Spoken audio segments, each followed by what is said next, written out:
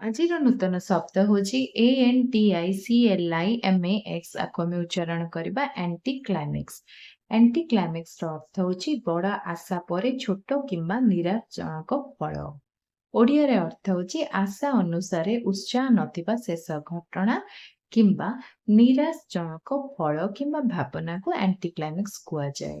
ଉଦାହରଣ ସ୍ୱରୂପ ବୁଝିବା। ପ୍ରଥମ ଉଦାହରଣ, ଦ ମୁଭି ଏଣ୍ଡେଡ୍ ଇନ୍ ଆଣ୍ଟି କ୍ଲାଇମ୍ୟାକ୍ସ, ମାନେ ଚଳଚ୍ଚିତ୍ରଟି ନିରାଶଜନକ ଭାବରେ ଶେଷ ହେଲା। ମୁଭିର ଅର୍ଥ ହେଉଛି ଚଳଚ୍ଚିତ୍ରଟି, ଏଣ୍ଡେଡ୍ର ଅର୍ଥ ହେଉଛି ଶେଷ ହେଲା, ଆଣ୍ଟି କ୍ଲାଇମ୍ୟାକ୍ସର ଅର୍ଥ ହେଉଛି ନିରାଶଜନକ ଭାବରେ। ଦ୍ୱିତୀୟ ଉଦାହରଣ, ହି ସ୍ପିଚ୍ ଏଣ୍ଡେଡ୍ ୱିଥ୍ ଆନ୍ ଆଣ୍ଟି କ୍ଲାଇମ୍ୟାକ୍ସ, ମାନେ ତାଙ୍କ ଭାଷଣ ନିରାଶଜନକ ଭାବରେ ଶେଷ ହେଲା।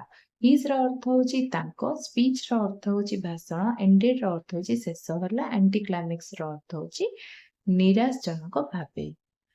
ଏମିତି ଭିଡ଼ିଓ ଦେଖିବା ପାଇଁ ଚ୍ୟାନେଲ ସହିତ ଯୋଡ଼ି ରୁହନ୍ତୁ। ଚ୍ୟାନେଲକୁ ଲାଇକ୍, ସେୟାର, ସବସ୍କ୍ରାଇବ୍ କରିବେ। ରହିଲି ନମସ୍କାର, ଜୟ ଜଗନ୍ନାଥ।